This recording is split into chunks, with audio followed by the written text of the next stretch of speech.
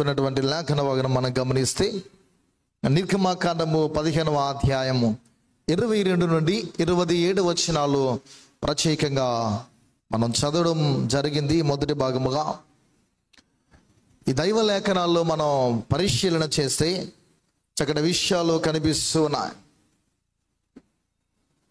22 నుండి 27 వచనాల్లో మనందరికీ బాగా తెలిసినటువంటి వృత్తాంతము కనిపిస్తుంది. షూరు అరణ్యములో ఇశ్రాయేలు 3 దినములు నడిచిన తర్వాత మారా అనేటువంటి స్థలానికి వారు రావడము జరుగుతుంది. అక్కడ అనుభవాలు మనందరికీ బాగా సుపరిచితమైనవి. ఆ నీళ్లను మధురముగా, చేదైన నీళ్లను మధురంగా మార్చడం అనేది కనిపిస్తూ ఉంది. ప్రియా దేవుని సంగమా, ఇశ్రాయేలీలు ఐగుప్తు దేశంలో 430 సంవత్సరాల వారు బానిసలుగా జీవించారు. ఎక్సోడస్ అనేటువంటిది మనం గమనిస్తే నిర్గమము అనేది, వారిని గురించి మనం ఆలోచిస్తే బయటకు ఎలా వచ్చారు, ఎలా వారు విముక్తులయ్యారు, విమోచింపబడ్డారు అనేది ఈ నిర్గమాకాండములో తేట తెల్లగా కనిపిస్తుంది. మొదటి అధ్యాయం మొదలు చివరి వరకు మనం చూస్తే కనానుకు ప్రవేశించినటువంటి యెహోషువ నాయకత్వం వరకు మనం ఆలోచిస్తే దేవుడు అమోఘమైన కార్యాలు ఇశ్రాయేలు యొక్క జీవితంలో ఆ జనాంగం మధ్య ఆయన చేసి ఉండడం మనకి కనిపిస్తుంది. 430 years వరకు అక్కడ బానిసలుగా వెట్టి చాకిరీ చేశారు. వారి ఈ ప్రయాణము ఐగుప్తు దేశం నుండి రామ్సేస్ అనే పట్టణంలో ప్రారంభించబడింది. రామ్సేస్ నుండి వారు ప్రయాణమై కనానుకు వారు వెళ్తున్నారు. ముందుగా మోషే నాయకత్వం చూస్తే సీనాయి పర్వతం వరకు వారు సాగిపోవడం అనేది వారి ప్రయాణానికి వచ్చి రాయబడుతూ ఉంది. ఈ ప్రయాణంలో లేదా ఈ జర్నీలో వారి జీవితంలో ఆలోచించిన ఎలా దేవుడు అద్భుతమైనటువంటి కార్యాలు 7 చేసినట్లు ప్రాముఖ్యంగా కనిపిస్తున్నాయి. 7 వండర్స్, 7 అమోఘమైనటువంటి అద్భుతాలను దేవుడు చేస్తున్నాడు.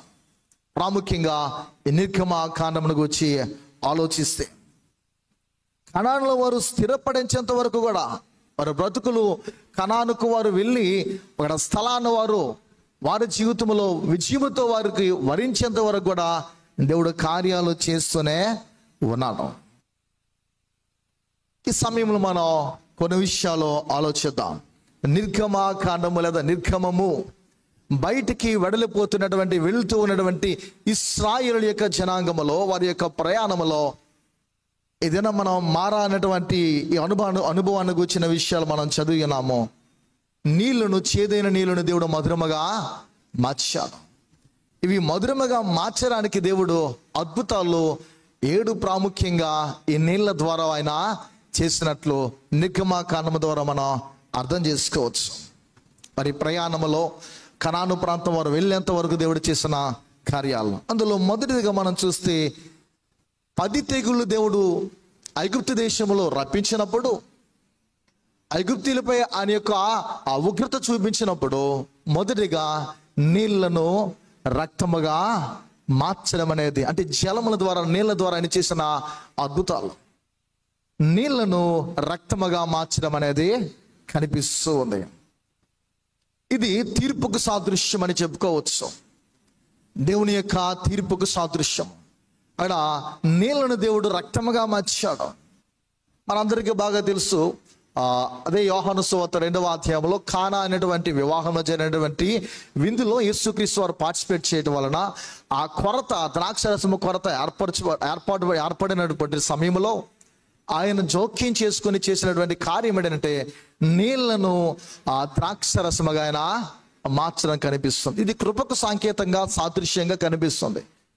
ఈ టాపిక్ అది కాదు, కానీ దేవుడు చేసిన కార్యాలు అలా ఉంటాయి. మొదటిగా ఆయన నీళ్లను రక్తముగా మార్చాడు ఇశ్రాయేలు యొక్క ప్రయాణంలో. రెండవదిగా గమనించిన ఎలా ఎర్ర సముద్రమును పాయలుగా చేసి 6 నెలల్లో తన ప్రజలను తను ఏర్పరచుకున్న జనాంగాన్ని నడిపించాడు. ఇది ఒక ప్రవచనం. భావి కాలంలో జరగబోయేటువంటి కార్యాలకు వచ్చి నేటి కాలం ఇది నెరవేర్చబడుతున్నదిగా కనిపిస్తుంది.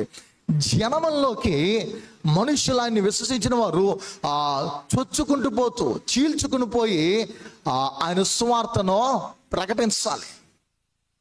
ఎర్ర సముద్రంలో రెండు పాయలుగా చేరినప్పుడు ఇశ్రాయేలు జనాంగము 6 నెలల వరకు నడిచి ఈవుల నుండి ఆవలకి ఇద్దరు నుండి అద్దరు ఆయన వారు చేరడం అనేది కనిపిస్తూ ఉంది.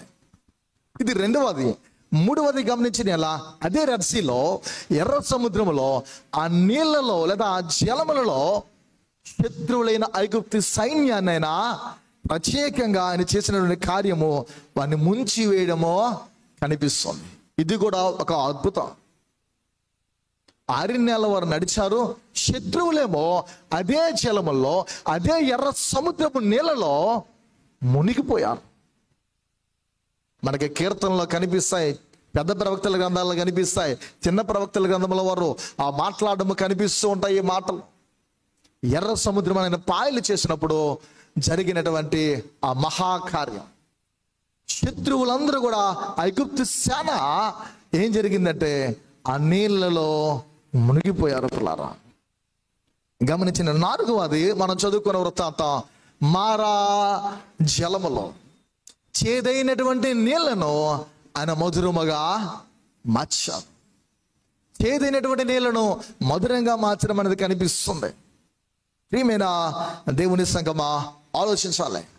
5వది చూస్తే వారి ప్రయాణంలో రెఫదీము ప్రాంతానికి వారు వచ్చిన తర్వాత బండ నుండి నీళ్లనైనా రప్పించినట్లు కనిపిస్తుంది.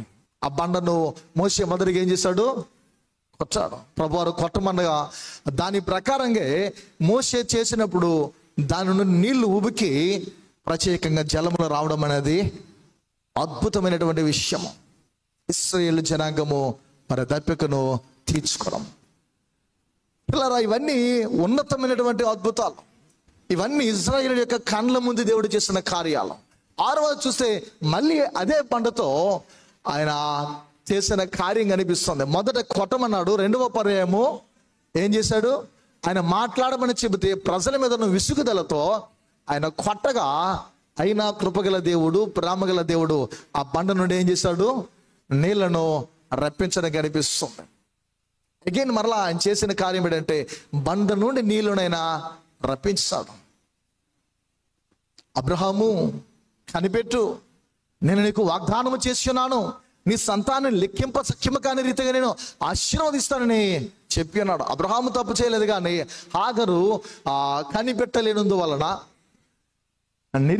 నిరీక్షించలేనందు వలన చోటు చేసుకున్న పరిస్థితి ఏంటంటే హాగరు ద్వారా కుమారుడు వచ్చున్నాడు. అంటే దేవుడు నేను చెప్పినట్లు నువ్వు చేయలేదు కనుక నీకు నేను కుమారుని ఇవ్వను, బిడ్డలను ఇవ్వను అని అనలే.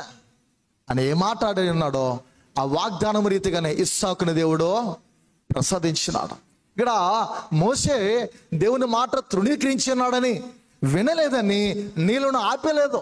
వారు వెళ్ళేంత వరకు వారితో పాటు కూడా ఆ నీళ్లు వెంబడించాయి, ప్రయాణం చేశారు. ఆ నీళ్లను వారు త్రాగారు. గమనించిన నీళ్ళ ప్రియ దేవుని సంగమా, 7వది మనం గమనించిన తర్వాత యోర్దాను ప్రాంతానికి వారు వచ్చిన తర్వాత యెహోషువ నాయకత్వంలో జరిగిన కార్యం ఏంటంటే ఆ యోర్దాను నదిను పాయలుగా చేయడం. వారు నడుస్తున్నప్పుడు అక్కడ రాళ్ళు పాతించడము దేవుడు చేసిన కార్యము. ఆ డ్రై ఏరియాలు ప్రత్యేకంగా 6 నెలల వారు వెళ్ళడము. ఇవన్నీ నీళ్ళు జలములను ఆయన ఎలా వాడుకున్నాడో, నీళ్లను ఏ విధమైనటువంటి అద్భుతాలు నీళ్ళ ద్వారా ఆయన చేస్తున్నాడో నిర్గమ కాండంలోనే ఆయన ప్రారంభంలోనే వారి జీవితంలో చూపించడం. వారు ఐగుప్తు దేశంలో వెట్టి చాకిరి చేస్తున్నప్పుడు, బానిసలుగా ఉంటున్నప్పుడు దేవుడు చేసిన కార్యాలు ఏంటంటే నీళ్లను రక్తముగా మార్చేశాడు. సో ఇశ్రాయేలుకు ఒక ఆలోచన రావాలి, మా ప్రభు ఎలాంటి కార్యమైనా చేయగల సమర్థుడు అనే ఆలోచన వారికి ఇట్టే రావాలి. వారు కనానుకు వెళ్ళేంత వరకు కూడా, స్థిరపడేంత వరకు కూడా వారి జీవితంలో దేవుడు కార్యములు చేస్తూనే ఉన్నాడు. ఇప్పటికి కూడా దేవుడు తన కార్యాలు నిలుపలేదు, ఆగలేదు. అవి ఇప్పటికి కూడా కార్యాలు జరుగుతూనే ఉన్నాయి. అని మహత్కార్యాలు, అద్భుతాలు, సూచక్రియలు, స్వస్థతలు, ఇలా చెప్పుకుంటే ఎన్నో. ఇక్కడ మనం చదువుకున్న భాగం మనం చూస్తే ఎర్ర సముద్రం వారు దాటిన తర్వాత సంతోషముతో ఆర్భాటముతో దేవుని కీర్తిస్తూ 15వ అధ్యాయంలో 19వ వచనంలో మనం చూస్తే వారు రాగాలాపన చేసి కీర్తించడము, నాట్యము చేయడము, ఆయన ఆరాధించడం అనేది, ఆయన గణపరచడం అనేది మనకు కనిపిస్తుంది. 22 నుండి 27 వచనాలు చూస్తే వారు ఒక ప్రాంతానికి వచ్చారు, షూరు అనేటువంటి అరణ్యానికి. ఆ అరణ్యానికి వచ్చినప్పుడు జరిగినటువంటి కార్యం ఏంటంటే త్రాగుట్టుకు నీళ్ళు వారికి లేవు. ఏం లేవు వారికి? త్రాగుట్టుకు నీళ్ళు లేవు, తీసుకొచ్చిన అయిపోయాయి. జరిగినటువంటి విషయాలు ప్రలారా, ఈ మారా నీళ్ళను గుచ్చి, ఈ చేదైన నీళ్ళను గుచ్చి, లేదా మారా జలమును గుచ్చి చాలా పర్యాలు మనం వినే ఉంటాం. కానీ దేవుడు నాకు ఇచ్చిన ప్రేరేపణ బట్టి ఓ ప్రత్యేకమైన ఉద్దేశం మీద ఉంచాలని ఆశపడుచున్నాను. మారా అనుభవాలు మన జీవితంలో లేకుండా ఏలీము దేవునిని మనం అనుభవించలేం. షూరు అరణ్యమునుడు వారు ఎక్కడికి వెళ్ళారని తర్వాత వచనాల్లో మనకు రాయబడుతుంది. పిల్లరా, మనం చూస్తే దేవుని లేఖనాల్లో 26వ వచనంలో 27వ వచనం ప్రారంభంలో తర్వాత వారు ఏలీమునకు వచ్చిరని రాయబడుతుంది. అక్కడ 12 నీటి బొగ్గలకు 70 ఈత చెట్లు కూర్చొని రాస్తూ ఉంటారు. ఏలీము దేవునిని అనుభవించాలంటే మారాను పోలిన చేదైన అనుభవాలు బ్రతుకులో జరగాలి. ఆలోచిస్తున్నావా? నీ జీవితంలో శ్రమ వస్తే మనం కృంగిపోతాం, ఇబ్బంది వస్తే మనం కృంగిపోతాం. జీవితము మనకు అనానుకూలంగా నచ్చనటువంటి పరిస్థితులు చోటు చేసుకుంటే ఆ దేవుని విస్మరిస్తూ ఉంటాం. ప్రియా దైవజనమా, మనం ఎలా ఆలోచిస్తూ ఉన్నాం? దేవుని యొక్క కార్యాలు ఎలాంటివంటే, చూడండి, చీకటి ముందు ఉందా, వెలుగు ఉందా? ముందు చీకటి ఉందా, వెలుగా? చెప్పాలి. చీకటి ముందు ఉండగా దేవుడు వెలుగును కలుగు చేస్తాడు. పాపం మానవుని ఏలుతూ ఉన్నప్పుడు రక్షణ ఆయన తీసుకొచ్చాడు. అంటే ఈ మారా అనేది మన జీవితంలో ఎల్లప్పుడూ ఉంటూనే ఉంటుంది. రక్షణ తీసుకొచ్చాడు. ఆశీర్వాదానికి ముందు ఏముందనేది అంటే శాపము అనేది ఉంది. ఆ శాపం అనేది మనలో నుండి పోవాలంటే మనం సాక్రిఫైస్ చేయాలి. మన జీవితంలో ఎల్లప్పుడూ కూడా మనం ఏం చేయాలంటే దేవునికి త్యాగం అనేది మనం చేయాలి. మన బ్రతుకులను దేవునికి సాక్రిఫైస్ చేయాలి. లోకంలో ఉన్న వాటిని మనం విసర్జించాలి. ఆయన కృపగల దేవుడు, ప్రేమగల దేవుడు. అలాంటి దేవుణ్ణి కలిగి ఉన్న మన జీవితంలో యుద్ధము చేయకుండా విజయము రాదు, పోరాడకుండా జయము రాదు అని మనం ఇశ్రాయేలు చూసి మనం నేర్చుకోవాలి. ఊరికే పదే పరిశుద్ధ గ్రంథంలో పాత క్రొత్త నిబంధనలో ఇశ్రాయేలుకు వచ్చి దేవుడికి ఎందుకు అన్నిసార్లు తెలియజేస్తున్నారు, ఎందుకు వారిని గురించి మాట్లాడుతూ ఉన్నాడంటే వారిని చూస్తూ మన బ్రతుకులను క్రమపరుచుకోవాలని, వారిని చూసి మన జీవితాలను దిద్దుకోవాలని పౌలు కూడా ఇవే ఎత్తి చూపిస్తూ ఉంటాడు తన పత్రికల్లో, కొరింథీ రాసిన పత్రికలో. ఈ మాటలు వింటున్నా నీవు నేను ఆలోచిద్దాం. లేఖనంలోని వ్రాయబడిన వాక్యంలోకి మనం వెళ్తే ఏలీమునకు వెళ్ళక ముందు, ఏలీం అనేటువంటి ప్రాంతానికి వారు వెళ్ళక ముందు మారా అనుభవాన్ని వారు ఎదుర్కొన్నారు. మారా అనుభవం వారి జీవితంలో చోటు చేసుకుంది. నీ బ్రతుకులు కూడా ఎలాంటి అనుభవం ఎదురవుతుంది. అది నిరుద్యోగం అవ్వచ్చు, అది కుటుంబ సమస్య అవ్వచ్చు, లేకపోతే అనారోగ్యం అవ్వచ్చు, ఇబ్బంది అవ్వచ్చు, మన జీవితంలో రుణభారాలు అప్పులు అనేవి అవ్వచ్చు, మానసికమైన కృంగిదలు అవ్వచ్చు, నీ బ్రతుకు నీకు నచ్చనటువంటిది అవ్వచ్చు. అది ఎలాంటి మారా అనుభవం అయినా సరే ముందుగా నీ జీవితంలో అది ఫేస్ చేయడానికి నువ్వేం చేయాలి? ఎవరి మీద డిపెండ్ అవ్వాలి? ఎవరిపై నువ్వు ఆధారపడాలి? దేన్ని ఆశ్రయించాలనేది మన బ్రతుకులు మనం ఆలోచించాలి. ఇప్పుడు మారా అనగా చేదు అని అర్థము. ఈ ప్రాంతానికి వారు వచ్చేసరికి చాలా దాహంతో ఉన్నారు. లక్షల మంది ప్రజలు, ప్రలరా 40 లక్షల మంది ప్రజలు చాలా దాహముతో దప్పికతో వారు అల్లాడిపోతూ ఉన్నారు. 40 లక్షల మంది ప్రజలు. అక్కడ చిన్న బిడలనేమి లెక్కింపలేదు. పురుషుల కాల్బలమును గురించి రాయబడుతూ ఉంటుంది నిర్గమాకారంలో చూస్తే. దప్పికతో తహతహలాడుతున్న వారి జీవితంలో తీరా ఆ స్థలానికి, ఆ ప్రాంతానికి వెళ్ళేసరికి చూడడానికి ఆ బావి దాదాపు వెడల్పుగా ఆలోచిస్తే సుమారు 8 అడుగుల బావిగా కనిపిస్తుంది. ఎంత? 8 అడుగుల బావి. దీని హిస్టరీ చూస్తే లోతు ఎంత అంటే 2 అడుగుల లోతు. ఎంత? 2 అడుగుల లోతు, 8 అడుగులు వెడల్పగలిగినటువంటి ఈ మారా అనేటువంటి స్థలానికి మనం ఆలోచిస్తే పిల్లరా, ఇశ్రాయేలు యొక్క లక్షల కాల్బలం కలిగినటువంటి ఈ ప్రజల దాహాన్ని తీర్చగలుగుతాయా? ఏం జరిగింది అని మనం లోతుకి వెళ్తే ఆలోచిస్తే దేవుని కార్యాలు అర్థమవుతాయి. సరే, ఆ నీళ్లు త్రాగుదాం అనుకుంటే పోని అవేమో చేదైన నీళ్ళు.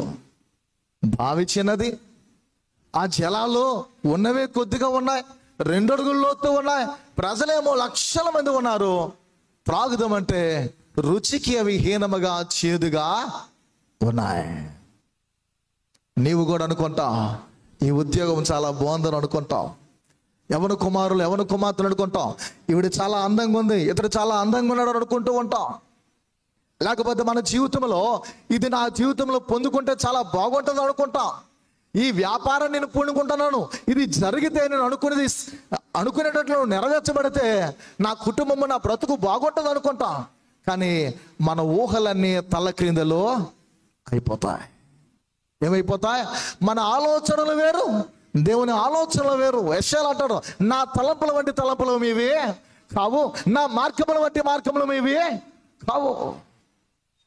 ప్రియా దేవుని సంగమా, ఏం జరిగిందని మనం ఆలోచిస్తే 15వ అధ్యాయము 25, 26 వచనాలు కలిపి చదువుదాం. అతడు యెహోవాకు మొర్రపెట్టెను, అంతటా యెహోవా ఒక చెట్టు చూపెను, అది ఆ నీళ్లలో వేసిన తర్వాత నీళ్లు మధురములాయను. అక్కడ ఆయన వారికి కట్టడను విధిని నిర్ణయించి అక్కడ వారిని పరీక్షించి, మీ దేవుడైన యెహోవా వాక్కును శ్రద్ధగా విని ఆయన దృష్టికి న్యాయమైనది చేసి ఆయన ఆజ్ఞలకు విధేయులై ఆయన కట్టడలన్నిటిని అనుసరించి నడచని యెడల నేను ఐగుప్తులకు కలుగజేసిన రోగములలో ఏదియు మీకు రానియును, నేను స్వస్థపరచు యెహోవాను నేనే అనెను. పిల్లరా, ఈ విషయాన్ని మనం గమనిద్దాం, ఆలోచిద్దాం. దేవుడు స్వస్థతనివ్వగల దేవుడు. నేను స్వస్థపరచు యెహోవాను నేనే అని దేవుని వాక్యం తెలియజేస్తుంది. మారా అనేది, నీకు నచ్చని అనుభవం అనేది, చేదైన అనుభవం అనేది, విషపూరితమైన అనుభవం అనేది నీ జీవితానికి నీ బ్రతుకు కదా, అంతం మాత్రం ఎప్పటికీ కాదు. పిల్లరా, మారా is not the end of the journey. నీ ప్రయాణం అక్కడితో ముగిసిపోదు. మరణము కూడా అలాంటిదే. మన మరణం అనేది, భౌతికపరమైన మరణం అనేది ప్రతి ఒక్కరికి వాటిల్లుతుంది. మరణముతో మన జీవితము ముగిసిపోదు, అక్కడే ప్రారంభించబడుతుంది. పిల్లరా, నూతనమైనటువంటి అద్భుతమైన జీవితం. ఈ 19 వచనాలు చూస్తే, ముందుకు రాయబడిన 19 వచనాలు చూస్తే, ఇశ్రాయేలు జనాంగము 6 నెలల వారు అద్భుతంగా ఎర్ర సముద్రాన్ని దాటి వెలుపడికి వచ్చేసారు. బయటకు వచ్చిన తర్వాత జరిగినది ఏంటంటే, అప్పుడు మోషేయు ఇశ్రాయేలును యెహోవాను గూర్చి ఈ కీర్తన పాడిరి. ఎర్ర సముద్రం దాటాక మోషే మొదటి కీర్తన రచించున్నాడు. హెబ్రీల యొక్క జీవితంలో మొదటి కావ్య రూపం దాల్చినటువంటి కీర్తన పర్లారు ఇది. అంతవరకు వారి బ్రతుకులో పాటలు లేవు, నాట్యాలు లేవు, దేవుని స్తుతించడం లేదు, ఆయన స్తోత్రించడం లేదు, ఆయన ఆరాధించడం అన్నవి ఎప్పుడు వారి బ్రతుకులో లేవు. ఎప్పుడు నెట్టూర్పులు, పెడబొబ్బులు, ఏడ్పులు, కేకలు. ఈ జనాంగం మొదట చేస్తున్నది ఏంటంటే, దేవుణ్ణి స్తుతిస్తున్నారు, ప్రశంసిస్తున్నారు, ప్రైసింగ్ చేస్తున్నారు. ఇక్కడ ఈ కీర్తనలో ఏమంటున్నారు అనేది వారి గురించి మనం ఆలోచిస్తే, కీర్తనలో యెహోవాయే నా బలము నా గానం అనే 2వ చరణంలో అంటున్నారు. పిల్లరా, యెహోవాయే ఆయన నా పితరుల దేవుడు, ఆయన మహిమను స్తుతించేదను. పిల్లరా, ఇక్కడ మనం ఆలోచించాలి.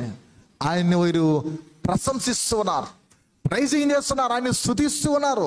అంత మాత్రమే కాక వారు పాడుతున్నారు, సింగింగ్ చేస్తున్నారు. ఇక్కడ ఎందుకు అంటే ఎర్ర సముద్రం నుండి వారు బయటకు వచ్చారు. అంత మాత్రమే కాక అడ్డుగా ఎర్ర సముద్రం ఉంది, వెనుక నుండి శత్రువులైనటువంటి ఐగుప్తీయులు తరుముతూ ఉన్నారు. అప్పుడు కూడా వారు సనిగారు. దేవుడు అద్భుతాన్ని చేసినప్పుడు 6 నెలల బయటకు వచ్చి దేవుని కీర్తిస్తున్నారు, డాన్సింగ్ చేస్తున్నారు, నాట్యం చేస్తున్నారు, నాట్యం ఆడుతున్నారు. ఆయన చేసినటువంటి కార్యాన్ని గురించి ఆయన స్తుతిస్తున్నారు పిల్లరా. అంత మాత్రమే కాక ఆనందిస్తూ ఉన్నారు. పరిపూర్ణంగా వారు ఆనందిస్తున్నారు దేవుని యందు. ఈ కీర్తన మనం చదివితే అర్థమవుతుంది పిల్లరా. రిజాయిసింగ్ అనేది మనకు కనిపిస్తూ ఉంటుంది ఇంగ్లీష్లో. వీరిని గురించి వీరు అద్భుతంగా కీర్తిస్తున్నారు దేవుణ్ణి, ఆనందిస్తున్నారు ఆయన బట్టి. ఇలాంటివి జరిగినటువంటి వారి జీవితంలో షూరు అరణ్యంలో నడిచి వెళ్ళారు. ఈ పాటలు పాడుకొని నాట్యము చేసి ఆయన్ని ప్రశంసించి ఆరాధించి ఈ కార్యమన్నీ జరిగిన తర్వాత వారు షూరు అరణ్యంలో ఎన్ని దినాలు నడిచారు చెప్పాలా? 3 దినాలు నడిచారు. నీళ్ళు లేవు, దప్పికతో తహతహలాడుతున్నారు. ఆ స్థలానికి వచ్చారు, చేదుగా నీళ్ళు ఉన్నాయి. మొదలెట్టారు మళ్ళీ. మోషే మీద ఏమంటున్నారు? 15వ అధ్యాయంలో చదువుకున్న భాగంలో మనం చూసే ఆ లేఖనాల్లో పిల్లరా రాయబడిన మాటలు మనం చూసి, మోషే ఎర్ర సముద్రం నుండి జనులు సాగచేయగా వారు షూరు అరణ్యంలోనికి వెళ్ళి దానిలో 3 దినములు నడిచిరి. అచ్చట వారి నీళ్లు దొరకలేదు. అంతలో వారు మారాకు చేరి, మారా నీళ్లు చేదైనవి గనుక వారు ఆ నీళ్లు త్రాగలేకపోయారు. అందువలన దానికి మారా అను పేరు కలిగిన ప్రజలు మేమేమి త్రాగుదామని మోషే మీద పలుకుతున్నారు. మేమేమి తాగుదామని మాట్లాడగలుగుతున్నారు ఈ ప్రజల పిల్లరా. మేమేం తాగాలి? 430 సంవత్సరాలు బానిసలుగా ఉన్నారు. 430 సంవత్సరాలు బానిసలుగా ఉన్న వీరి జీవితాలు 4 తరాల మారే పిల్లరా. మొదటి 2 అధ్యాయాలు మీరు చదివితే అర్థమవుతుంది నిర్గమాకాండం. వారి బ్రతుకులు 4 తరాలు మారడం కనిపిస్తుంది. 4 తరాల పేర్లు మనకు ప్రస్తావిస్తాడు. ఆ 430 సంవత్సరాలు వారు ఏం చేశారంటే నిట్టూర్పులు, ఏడవడము పిల్లరా. వాళ్ళ బ్రతుకు దినములన్నీ కూడా ఎలా ఉన్నాయంటే అక్కడ కన్నీళ్లు కార్చడం, నిట్టూర్పులు. ప్రార్థన చేసేవారు నిట్టూర్పుతో, మా వేదన మా శ్రమను చూడవా, మాకు విమోచకుని పంపవా. నిట్టూర్పుతో ఉన్నారు. నేటి కాలంలో మనం అలానే ఉన్నాం. యేసుక్రీస్తు వారు వచ్చారు, ఆయన సిలువ వేయబడ్డారు, ఆయన శ్రమ పడ్డారు, ప్రాణం పెట్టారు, ఆయన చేయవలసిన కార్యములన్నీ చేసి వెడలిపోయినప్పటికీ ఎప్పటికీ కూడా ఐగుప్తు దేశంలో ఉన్నటువంటి బానిసల వలె మన బ్రతుకులు నిట్టూరు కన్నీళ్లతోనే పెడబొబ్బలతోనే సాగిపోతున్నాయి. ఇశ్రాయేలు జనాంగము ఐగుప్తు దేశంలో అలా ఉన్నారు. ఎర్ర సముద్రం దాటిన తర్వాత ఉత్సాహంతో సంతోషిస్తున్నారు. మారా స్థలం దగ్గరికి వచ్చేసరికి అదే నిట్టూర్పు. వారు ఏమంటున్నారంటే మేమేమి తాగాలి, మేమేమి తాగాలి. దాని ముందేమన్నారు? యెహోవాయే నా బలము, మా ప్రభువే మా బలము, ఆయన మేము కీర్తిస్తాం, ఆయనే మాకు రక్షణ, ఆయన నిత్యము దేవుడిగా ఉన్నవాడు, ఆయన మాత్రమే నిత్యము ఉండేవాడని కీర్తించినటువంటి వీరు, పొగిడినటువంటి వీరు, ప్రశంసించినటువంటి ఈ 40 లక్షల మంది ప్రజలు ఎంతటి కాల్బలము కలిగిన ఈ మనుష్యులు నిత్యం ఆయనే అని స్తోత్రించిన వారు ఎలా అయిపోయారంటే అంతా మర్చిపోయారు. నీళ్లను రక్తంగా మార్చిన దేవుని గురించి తెలుసు, ఎర్ర సముద్రంలో పాయలు చేసి వారిని నడిపించిన దేవుని గురించి తెలుసు, ఎర్ర సముద్రంలో శత్రువులను ముంచేసిన దేవుని గురించి తెలుసు.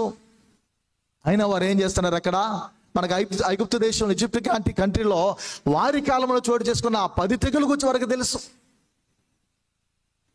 అయినా మేమేమి తాగాలి పిల్లరా.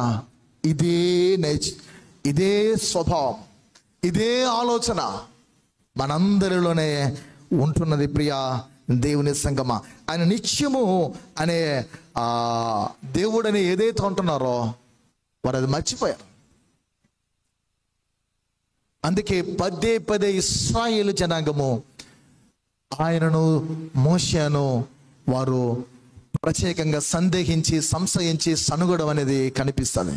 మరి సనుగులు గొనుగులు కనిపిస్తూ ఉంటాయి మనకి. యొక్క ఎక్సోడస్ అనేటువంటి యొక్క నిర్గమాకాండం అనే గ్రంథం మన చదివితే అర్థమవుతుంది. కారణం ఏంటో తెలుసు పిల్లరా, వాళ్ళకి నీళ్లు లేవు, అక్కడ దాహముతో దప్పికతో అలానే ఉండిపోతున్నారు. వారు వారి జీవితంలో చోటు చేసుకున్న అనుభవాన్ని బట్టి, ప్రతికూలతను బట్టి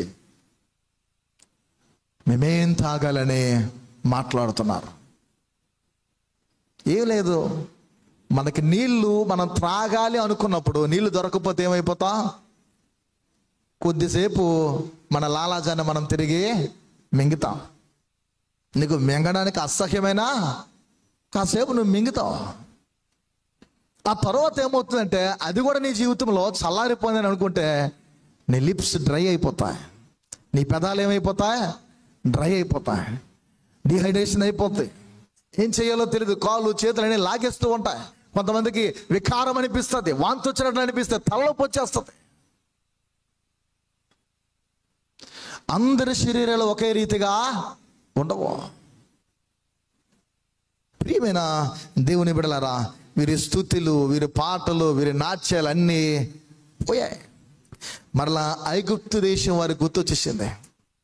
ఐగుప్తు ప్రాంతంలో వారు ఎలా ఉన్నారో అదే గుర్తొచ్చింది వారికి. అదే చేస్తున్నారు, నిట్టూర్పులు విరుస్తూ ఉన్నారు. దైవజనమా, ఒకసారి వీని గురించి మనం యోచిస్తాం. నిర్గమాకాండము 15వ అధ్యాయము 24వ వచనం ఒకసారి చదువుకుందాం. మేమేమి తాగుదామని అంతటి యెహోవా చెట్టును చూపాను.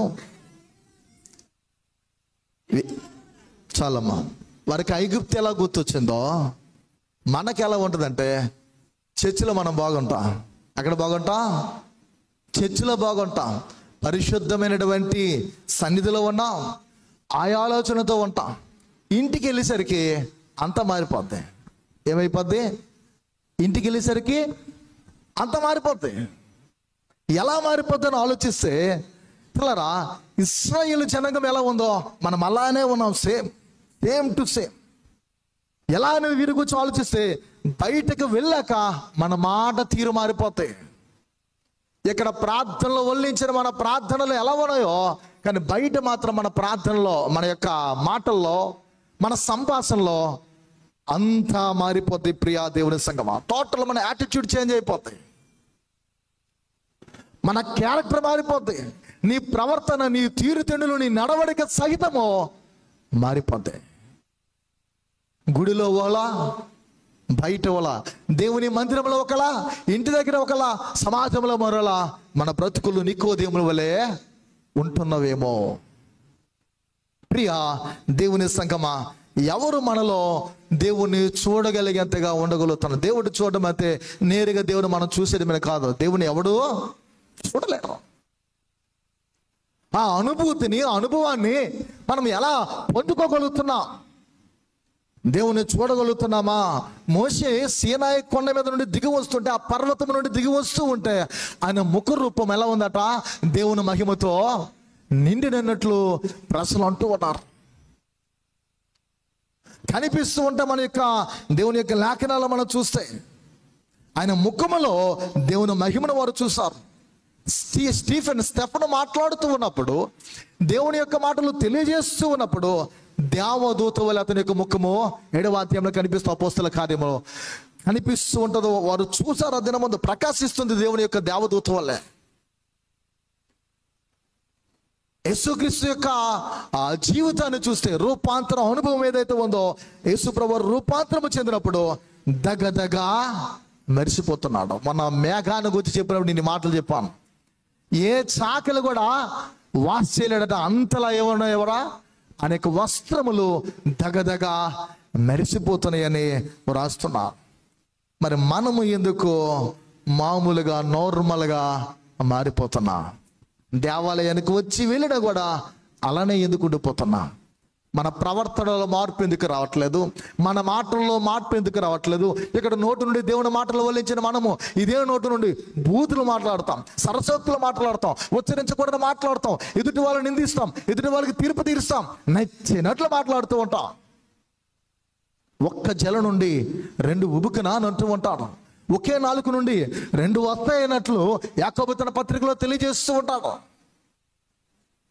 సార్ ఏమనుకోకండి, అన్ని రెఫరెన్స్లు చెప్తున్నా, ప్రసంగానికి సమయం చాలదని నేను చెప్పుకెళ్ళిపోతాను. వాక్య జ్ఞానం కలిగిన వాళ్ళకైతే ఆటోమేటిక్గా అర్థమైపోతాయి. అందుకే మనం ఇంటి దగ్గర బైబిల్ రోజు చదవాలి. యాకోబు తన పత్రికలు అంటాడు, పిల్లరా, ఆశీర్వాదము శాపము రెండు నీ నోట నుండి వచించడము సరికాదు. ఆశీర్వాదాన్ని వచించిన వాడు శాపం ఎలా వచిస్తావు? మనం ఎందుకు మామూలుగా మారిపోతున్నాం చర్చి నుండి బయటికి వెళ్ళేసరికి? ఎందుకంటే బయట లోకానికి ఎక్కువ మనం ప్రాధాన్యతనిస్తున్నాం.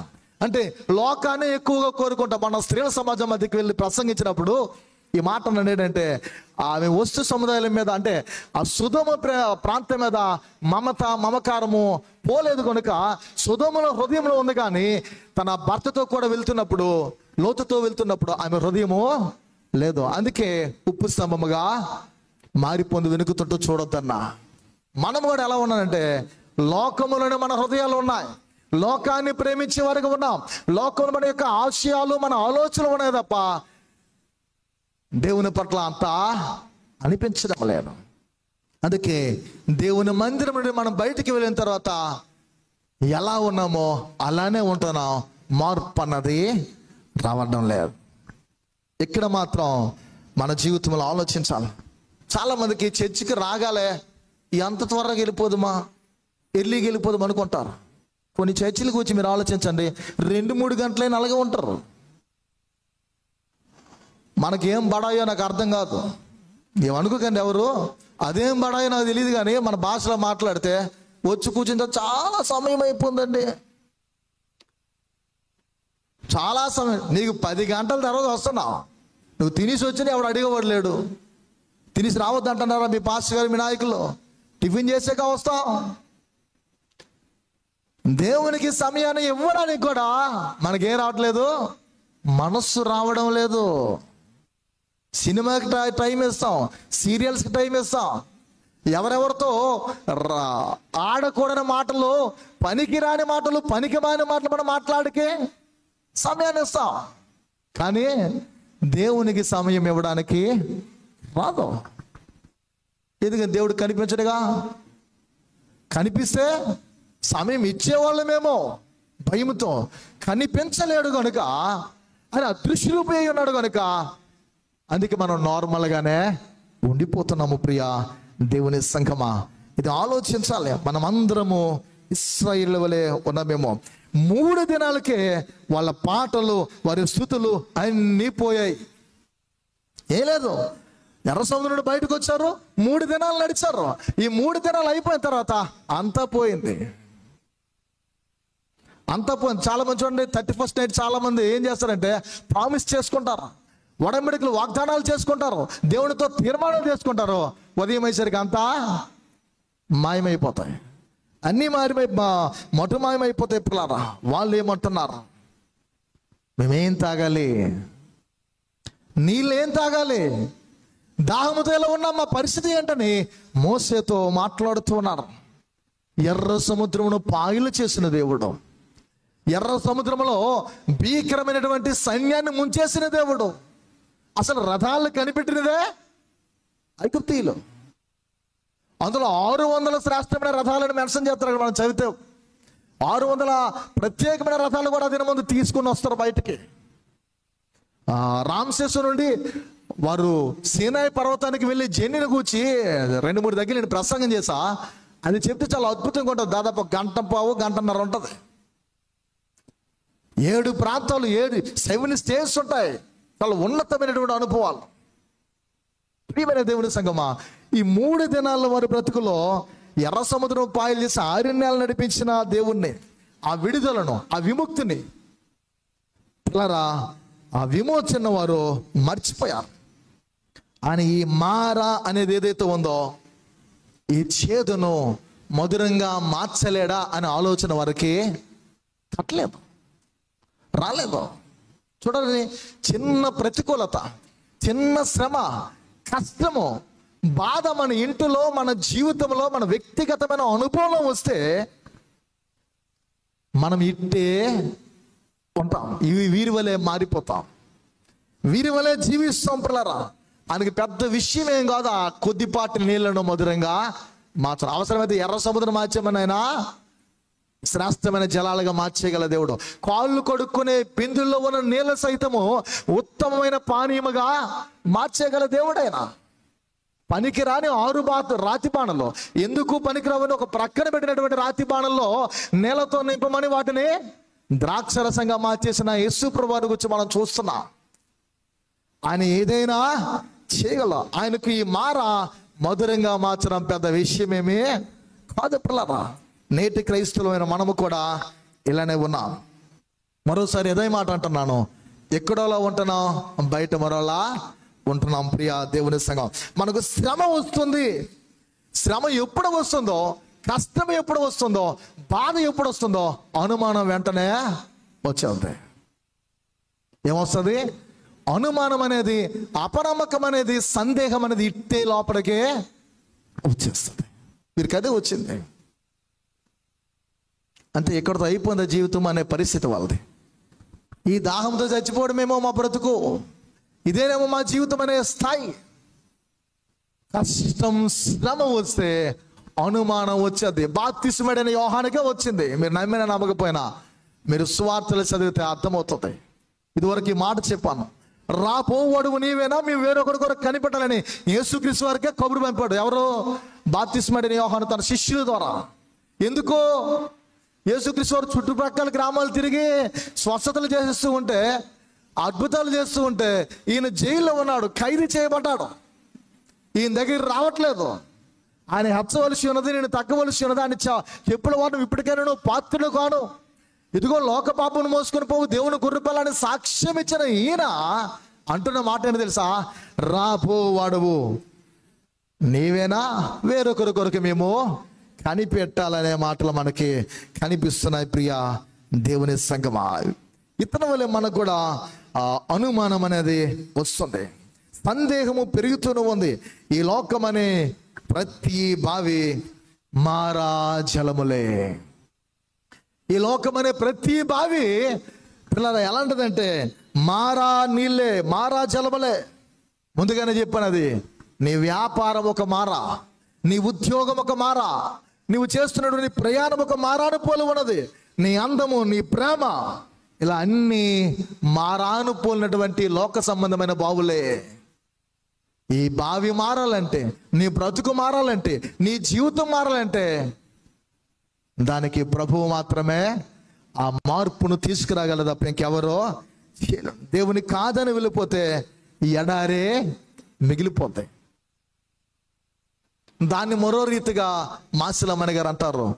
ఇండియన్ బిల్లీ గ్రహం అని పిలువబడినటువంటి ప్రసంగ చక్రవర్తిగా గుర్తింపు పొందుకున్నటువంటి అద్భుతమైనటువంటి వక్త మాసిలమ్మని గారు అంటారు ఆ కీర్తనలో, దేవుని భాషల లోకములో చావొచ్చి కాపురమో చేస్తుంది. దేవునికి మనం దూరం అయిపోతే బ్రతుకు ఎడారైపోతే, జీవితము సస్యశ్యామలంగా పోయి పిల్లరా అది ఉండక ఎడారి అనేది ఎదురవుతుంది. ఇక్కడ ఆధ్యాత్మికమైన క్రియ ఏం జరిగింది? కొన్ని విషయాలు చెప్పి ముగిస్తా పిల్లరా.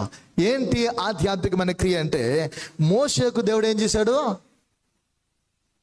అక్కడ మారా వారు ఎక్కడికొచ్చారు? మారా అనే స్థలానికి, వారు ఆ ప్రాంతానికి వచ్చారు. అక్కడికి వచ్చేసరికి నీళ్ళు లేవు. దేవుడు ఏం చేశాడు? మోషేకి చెట్టును చూపించాడు. ఆయన 25వ వచనంలో రాయబడుతుంది, అతడు యెహోవాకు మొరపెట్టినప్పుడు అంతటా యెహోవా అతనికి ఒక చెట్టును చూపాను.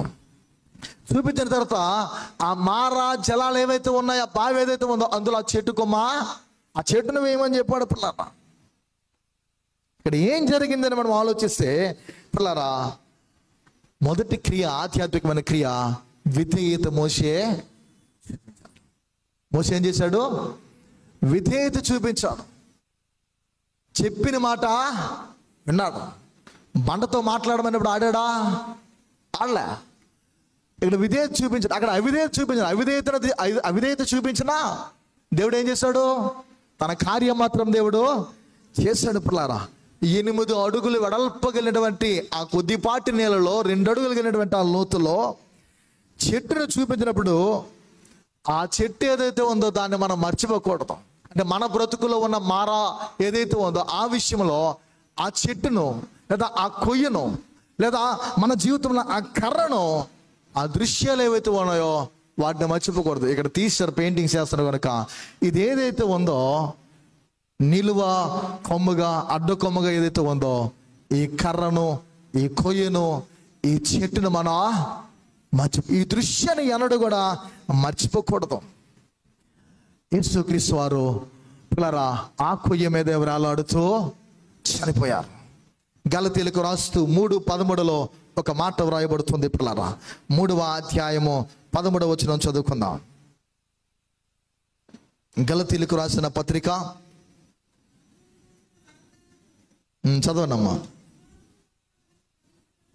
లభించినట్లు అబ్రాహాము పొందిన ఆశీర్వచనము క్రీస్తు యేసు ద్వారా అన్ని జనులకు కలుగుటకై క్రీస్తు మన కోసము శాపమై మనలను ధర్మశాస్త్రం యొక్క శాపము నుండి విమోచించిన ఇందుకు వచ్చి మ్రాను మీద వ్రేలాడిన ప్రతివాడును శాపగ్రస్తుడని వ్రాయబడి ఉన్నది. ఎవరంట? మ్రాను మీద వ్రేలాడదీయబడిన ప్రతివాడు శాపగ్రస్తుడు అని వ్రాయబడి ఉన్నది. చెట్టు సిలువ మ్రాను మీద ఎవరు ఇక్కడ వేలాడదీయబడుతున్నారంటే యేసు ప్రభువారు. ఇక్కడ మనం ఈ చెట్టును కూర్చి ప్రక్కన పెడితే యేసుక్రీస్తు అని కూర్చో ఆలోచిద్దాం. ఆయన మ్రాను మీద వేలాడదీయబడ్డారు. మారా జలములు వేసే చెట్టును కూర్చి ఆలోచిస్తే పిల్లరా మ్రాను మీద వేలాడదీయబడిన వాడు శాపగ్రస్తుడని కనిపిస్తుంది. పిల్లరా జ్యూస్ యొక్క హిస్టరీస్ లేదా వారి యొక్క ట్రెడిషన్, వారి సంప్రదాయాన్ని మనం ఆలోచిస్తే దీన్ని గురించి వారు స్టడీ చేస్తూ ఎలా తెలియజేశారంటే ఈ చెట్టు ఏదైతే ఉందో దాని మొద్దు దగ్గర మనం రుచి చూస్తే, కురుకు చూస్తే తీగ ఉంటుందండి. ఏ చెట్టు అయినా మొద్దును మనం కురికితే తీగ ఉంటుందా?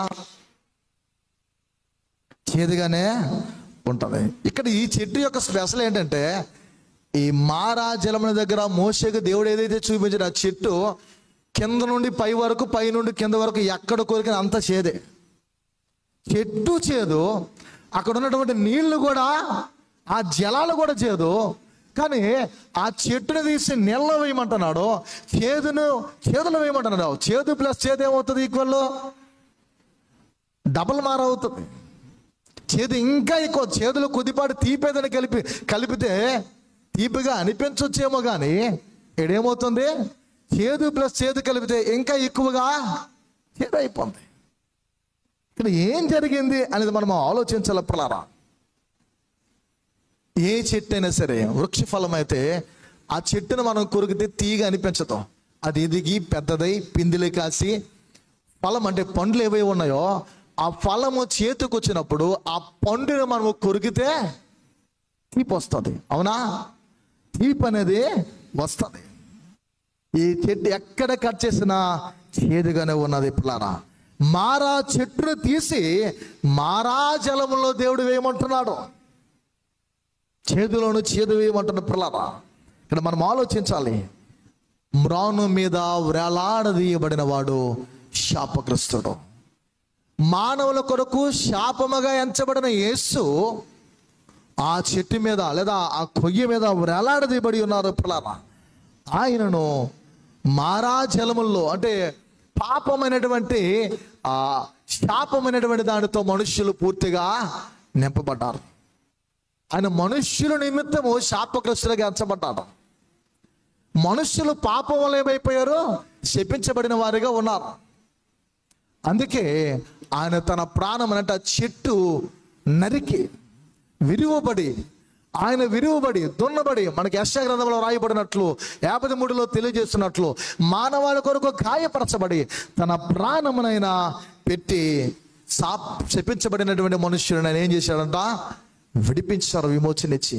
ఇది ఎప్పుడైతే అందులో వేశారో ఈ నీళ్లు మధురముగా మార్చబడ్డాయి. ఆయన ఎప్పుడు నరికి వేయబడ్డాడు అంటే చంపబడ్డాడో అప్పుడు మనమంతా కూడా మధురమైన జలములుగా మార్చబడ్డా. పిల్లరా, మన బ్రతుకులో ఏదైనా మారాను పోలినది ఉంటే అది మధురముగా మార్చబడాలంటే నీ కొరకు మ్రాను మీద వేలాడదీయబడిన యేసు ప్రభు నీవు ఆయన ద్వారా మాత్రమే మధురమైన వారిగా మనం మార్చబడతాం. మారా జలముల యొక్క అర్థం ఏంటంటే ఆయన ఎప్పుడైతే మన జీవితంలోనికి వస్తాడో అప్పుడే మన బ్రతుకులో మధురంగా మార్చబడతాయి. ఆయన మన జీవితంలోకి, మన బ్రతుకులోకి చొరబడకపోతే, ఆయన రాకపోతే, ఆయనకి ఆహ్వానం లేకపోతే మధురమైన జీవితముగా మనది మార్పు రాదు. మధురముగా మనం ఉండాలంటే యేసు ప్రభువు మనలోకి రావాలి. రూతు మనందరికీ బాగా సుపరిచితురాలు. రూతు బ్రతుకు ఎలాంటిది? ఆమె వైధావ్యం కలిగినటువంటి స్త్రీ. ఒక వైధావ్యం కలిగినటువంటి స్త్రీ జీవితంలో దేవుడు చేసిన కార్యం ఏంటంటే, ఆమె కనిపెట్టి ఒకే పొలంలో నిలకడగా నిలిచి దేవునిపై ఆధారపడినప్పుడు, నీ జనమే నా జనము, నీ యొక్క దేవుడే నా దేవుడు, ఇలా ఏవైతే ఒడంబడిక చేసుకున్నదో అలా ఉన్నందున శ్రేష్టమైనటువంటి శ్రీమంతుడైనటువంటి ధనవంతుడైనటువంటి బోయజును దేవుడు ఏర్పాటు చేశాడు. ఆమె బ్రతుకు మారా, కానీ అక్కడితో అయిపోలేదు, మధురముగా దేవుడు మార్చాడు. మనం చదువుకున్న 4వ అధ్యాయం 2వ భాగంలో చూస్తే యోహాను సువార్తలో ఆమె మధ్యాహ్నపు వేళలో 5 పెనిమిళ్ళతో సంసారం చేసినటువంటి ఆ స్త్రీ వస్తుంది. అందరూ ఉన్న సమయంలో ఆమె వెళ్ళకపోవడానికి గల హేతువు కారణం ఏంటంటే, స్త్రీల మాటలు చాలా భయంకరంగా ఉంటాయి. స్త్రీలే ఏం చేస్తారు? తిడతారు, రకరకాలుగా అంటారు. స్త్రీలు అనుకున్నట్లు పురుషులు అనుకోలేరేమో, అంతలా అంటారు. ఆమె పరిస్థితి అలాంటిది. అందుకే పలువురికి కనబడలేక ఆమె మధ్యాహ్నపు వేళ వస్తున్నప్పుడు యేసుక్రీస్తు వారు ఆమెతో అక్కడ సంభాషిస్తారు. అయ్యా, ఈ బావి లోతైనది అంటారు. ఆమె యాకోబు త్రవ్వించిన బావి గురించి మాట్లాడితే ఆయన అంటాడు, నేనిచ్చి నీళ్లు త్రాగబడి అనటకి దప్పికొనడం అంటూ ఉంటాడు. ప్రలాన ఆమె బావి లోతు ఎంత అని దాన్ని ఎరిగి ఉన్నాడు. అందుకే అమ్మానికి 5 పెనిమిటిలు కలరు. ఇప్పుడు ఉన్నవాడు కూడా నీ వాడు కాదని ఎప్పుడైతే చెప్పి ఉన్నాడు ఆయన, వెంటనే ఆమె, అయ్యా నీవు ప్రవక్తవు. రూతును అలా బ్రతుకు ఏ రీతిగా మారా నుండి దేవుడు మధురంగా మార్చాడో, సమరయ స్త్రీ బ్రతుకు కూడా ఎలా అయిపోయిందంటే, ఆమె లోతును, ఆ బావి లోతుని ఎరిగిన దేవుడు ఆమె పాపం అనే బావిని దేవుడు మార్చేసి అనేకులను ఆయన తోటి నడిపించి గొప్ప ఆత్మ సంబంధమైనటువంటి ఓటను కలిగిన స్త్రీగా దేవుడు దీవించాడు. నమ్మగలవా ఈ సత్యాన్ని? నీవేదైతే లోకంలో ఆశపడుతున్నావో అది మారా. దేవునిపై డిపెండ్ అయితే దాన్నే దేవుడు మధురంగా మారుస్తాడు. నీ బ్రతుకుని దేవుడు మధురంగా మారుస్తాడు. నీకున్న అనారోగ్యాన్ని స్వస్థపరచగలిగినటువంటి దేవుడా అని ఎప్పుడు మన జీవితంలోకి వస్తాడు, ఎప్పుడైతే మనకి మధురముప్పులరా అంత మధురంగా మారుస్తాడు. మనం అందుకే సిలువ మీద వేలాడుతున్న యేసుక్రీస్తుని తప్ప వేరొకరు మనం చూడకూడదు. పౌలు అంటాడు, మేము సిలువ వేయబడిన క్రీస్తునే ప్రకటిస్తూ ఉన్నామని. ప్రతిరోజు ఆయన పిల్లరా చేసినటువంటి లేఖనాల్లో వ్రాయబడిన మాటలు మనం ఆలోచించాలి. మన పట్ల కలిగి ఉన్న శ్రద్ధ. ఇదే యెషయా గ్రంథంలో మనం చూస్తే 12వ అధ్యాయంలో 3వ వచనంలో ఒక మాట వ్రాయబడింది. చివరకు చూద్దాం పిల్లరా. కావున మీరు ఆనందపడి రక్షణాధారులైన బావులలో నుండి నీళ్లు చేదుకొందరు. ఆ దినమున మీరిలా కొందరు యెహోవాను స్తుతించుడి, ఆయన నామమును ప్రకటించుడి, జనములలో ఆయన క్రియలను ప్రచురము చేయుడి, ఆయన నామము ఘనమైనదని జ్ఞాపకమునకు తెచ్చుకొనుడి. మీరు ఆనందపడి రక్షణాధారుడైన బావులో నుండి, అంటే ఆయనలో నుండి నీళ్ళని మీరు ఏం చేయాలంట? చేదుకొందరు. బావి దగ్గరికి వచ్చి నీళ్లు చేదుకోవడానికి వచ్చిన సమరయ స్త్రీ యేసు క్రీస్తులో ఉన్న నీళ్ళనమే చేదుకుంది. ఆమె ఒక రక్షణ ఓటగా మారిపోయింది. బావినే తన యొక్క బ్రతుకులోకి, తన యొక్క జీవితంలోనికి చేర్చుకుంది. రక్షణ ఓటల కలిగిన ప్రభు యేసును చేర్చుకుంది. అందుకే దేవుని వాక్యం హెచ్చరిస్తుంది, యెహోవాయే నాకు బలమని అంటున్నాడు. పిల్లరా, ఆ దినమును మీరు ఇలా కొందరు యెహోవాను స్తుతించుడు, ఆయన నామమును ప్రకటించుడి, జనములలో ఆయన క్రియలు మనం పిల్లరా తెలియచేయాలని దేవుని వాక్యము హెచ్చరిస్తుంది. కనుక దాహము అని ఏదైతే మన బ్రతుకులో వస్తుందో అక్కడతో మన జీవితము అయిపోలేదు. పిల్లరా, మారాను పోలినటువంటిది దప్పికని బ్రతుకులు ఏదో ఒక దినమందు ఏర్పడుతుంది. అనారోగ్యమైనది నీ జీవితంలోకి వస్తుంది. నీ బ్రతుకులు అంత మాత్రమే కాక ఆర్థికపరమైన ఇబ్బందులు వస్తాయి, సమస్యలు వస్తాయి. ఇవి మారాను పోలిన అనుభవాలు. అవి మాత్రం నీ బ్రతుకు ఎందు కాదు, అంతం అవి కాదు, మధురముగా మార్చగలిగిన దేవుడు మనకున్నాడని ఆయనపై మనం ఆధారపడితే నిర్గమాకాండంలో ఒక కట్టడి ఇచ్చాడు. ఆ కట్టడి ఏంటంటే, నీవు నా ఆజ్ఞలు, నా కట్టడలు, నా విధిలో అనుసరించి వాటి ప్రకారం నడిచిన ఎడల, అదే నిర్గమాకాండంలో మరలా చెప్తూ ఉంటాడు మనం చదివితే 26వ అధ్యాయం 21వ అధ్యాయంలో, మీ దప్పుకుని తీరుస్తానని తెలియజేస్తాడు. నీ ఆహారాన్ని బాగు చేస్తానంటాడు, నీకు ఆరోగ్యాన్ని నేను ఇస్తానన్నాడు. పిల్లరా, మారా నీళ్ళను మధురంగా మార్చి దేవుడు వారిని అంటున్నాడు, నిన్ను స్వస్థపరిచి యెహోవాను నేనే అన్నాడు. కనుక అలాంటి స్వస్థపరచగలిగిన దేవుడు మనం పొందుకున్నాం. కనుక మనకు అన్ని విషయంలో బాగు చేయగలిగినటువంటి సమర్థుడైన, రక్షణ మూటగలిగిన ప్రభు యేసు దగ్గరికి మనం వస్తే లోక సంబంధమైన మన బావులన్నీ దేవుని యొక్క మార్పు వలన మధురముగా మారుతాయి. అలా మారాను పోలిన బ్రతుకులు మనలో ఎవరైనా ఉంటే దాన్ని మధురముగా మార్చేవాడు ఆయన ఉన్నాడని నమ్మి మన శిరస్సు ఉంచి యేసుక్రీస్తుని ఆశ్రయిస్తే తప్పకుండా మన నోట నుండి ఇశ్రాయేలు ఎర్ర సముద్రం దాటి ఆయన స్తుతించి, స్తోత్రించి, నాట్యమాడి, కీర్తించి ఆనందించినట్లు అలా ఉండగలము. నిట్టూర్పులు, ఏడ్పులు, పెడపప్పులు అనేవి బ్రతుకులో రావు. ఒకవేళ వచ్చిన ఆయనపై ఆధారపడితే దేవుడు కార్యాలు చేయగలడు. అలాంటి మన మారాను పోలిన జీవితాలను దేవుడు మధురంగా మార్చాలని రండి, తలలు ఉంచుకుందాం, ప్రార్థిద్దాం. అందరం ప్రార్థన చేద్దాం. ఒక్కసారి అందరం లేచి నిలబడదాం, ప్రార్థన చేద్దాం. నిజమే దేవా, ఆ చెట్టు నీవే చూపించున్నా, సిలువ మీద మా ప్రభువు వేలాడి ఉన్నాడు. ఆ చెట్టునందులో నీళ్ళలో వేయమన్నావు, అది మధురముగా మార్చావు. మా బ్రతుకులో కూడా నా కొరకే రాణి మీద వేలాడదీయబడిన ఆయన శాపగ్రస్తుడు, శపించబడిన జలాలు, ఎలీషా కాలంలో ఇరుకో జలాలు శపితమైనవి. ఆ నీళ్లను కూడా నీవు బ్రతుకుకు తోడ్పడే రీతిగా మార్చావు. మమ్మును మార్చండి, మా జీవితాలు మార్చండి, మధురంగా మార్చండి. ప్రార్థిద్దాం.